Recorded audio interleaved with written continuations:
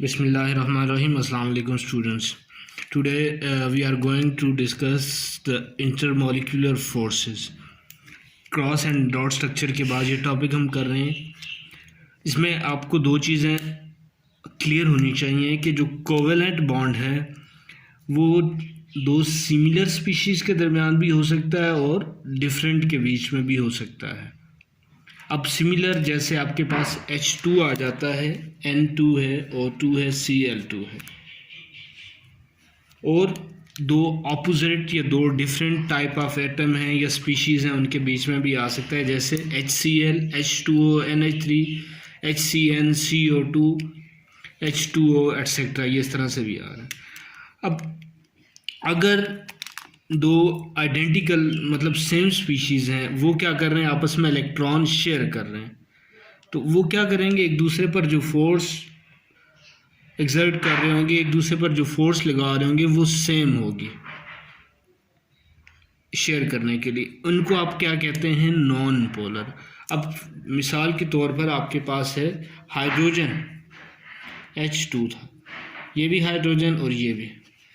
अब जो चार्ज इसके पास है वही लेट्स से इसके पास है, प्लस है या माइनस है जो भी, तो सेम चार्ज आ रहा है. इनको आप क्या कहेंगे, नॉन पोलर. लेकिन स्टूडेंट्स अगर आपके पास एक स्ट्रक्चर है लेट्स से H2O है, अब यहाँ पर O और H ये दो डिफरेंट स्ट्रक्चर, एक के पास पॉजिटिव दूसरे के पास नेगेटिव. अब इसमें और इसमें क्या आ रहा है, दोनों के डिफरेंट चार्जेस आ रहे हैं. डिफरेंट चार्जेस हैं, उनकी अट्रैक्शन ज़्यादा है. डिफरेंट पोल्स, यहाँ पर डिफरेंट साइन एग्जिस्ट कर रहे हैं, एक पे माइनस आ रहा है और एक पे प्लस आ रहा है. इनको आप कहेंगे पोलर. मैं दोबारा रिपीट किए देता हूँ, पोलर और नॉन पोलर में ये डिफरेंस है कि अगर दो एटम जो आपस में शेयर्ड हो रहे हैं, आपस में बॉन्डिंग कर रहे हैं, उनके ऊपर सेम चार्ज आ रहा है तो वो क्या आ रहे हैं, नॉन पोलर है. और अगर उनके ऑपोजिट हैं या डिफरेंट चार्जेस हैं कि एक का प्लस है और दूसरे का माइनस है, तो वो पोलर आ रहे हैं. राइट.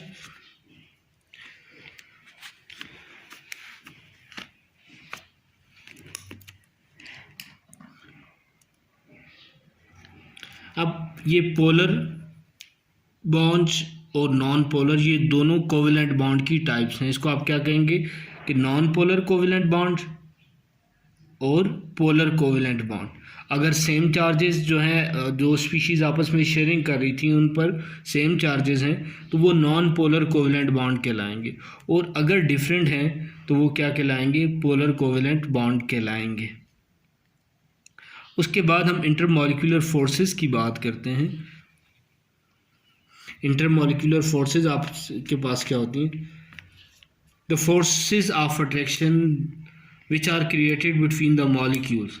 अब ये जो पोलर और नॉन पोलर का हमने स्टडी किया, इनके बीच में जो आपके पास फोर्सेस आती हैं वो क्या कहलाती हैं, intermolecular forces.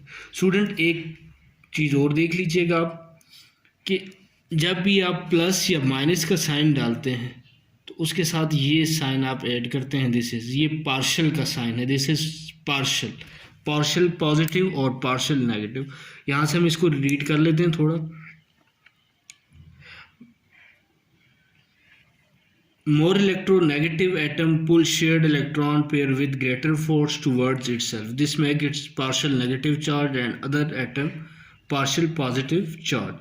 Such a covalent bond is called as polar covalent bond. The force of attraction thus created between the molecules are called intermolecular forces. Examples आपके पास हैं यहाँ पे.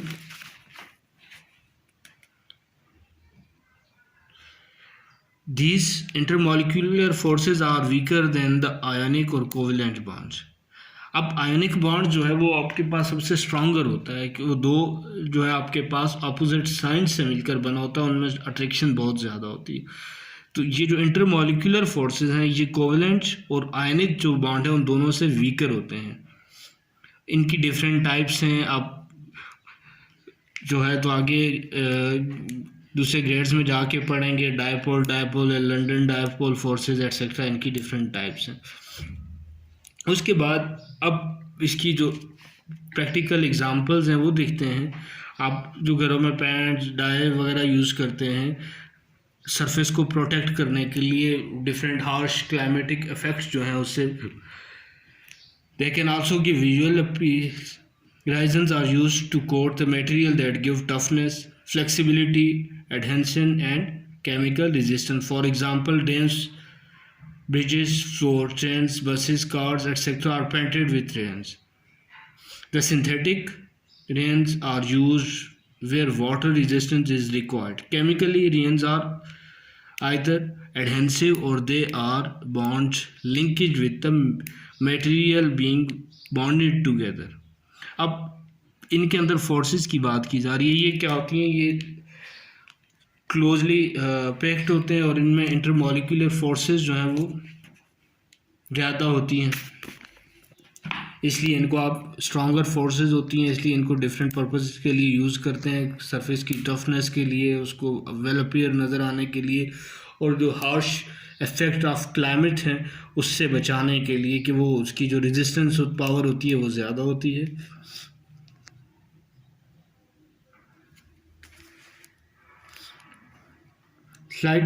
Notice that slightly negative end of polar molecule is weakly attracted to the slightly positive end of another molecule.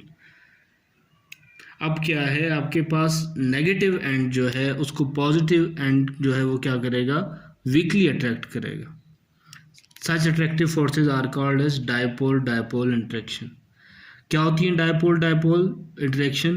कि negative end of polar molecule is weakly attracted to the slightly positive end of other molecule.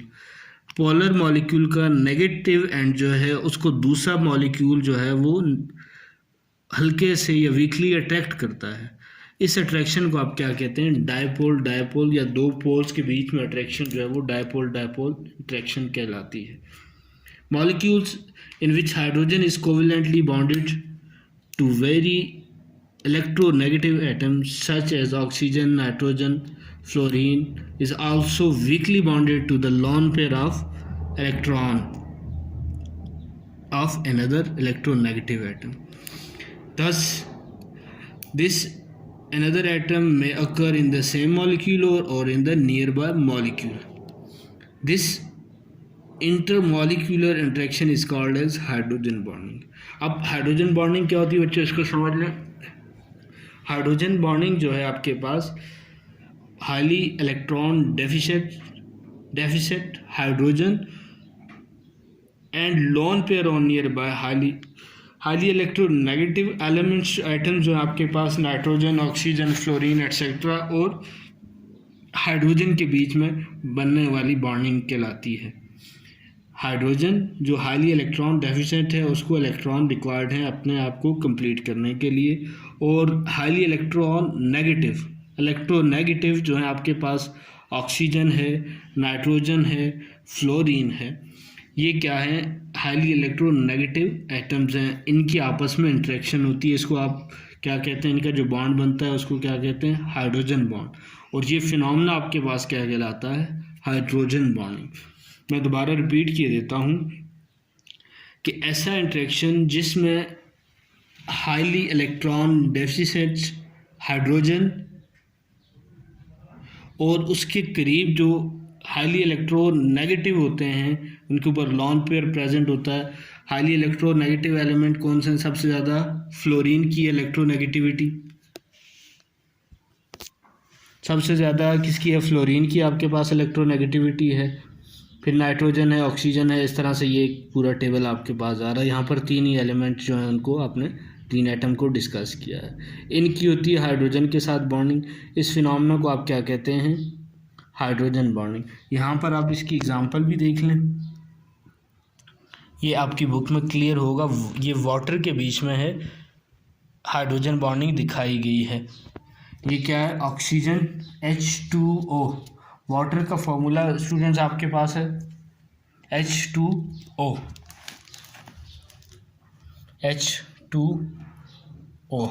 अब इसका structure आप देख लें, oxygen, hydrogen और ये hydrogen.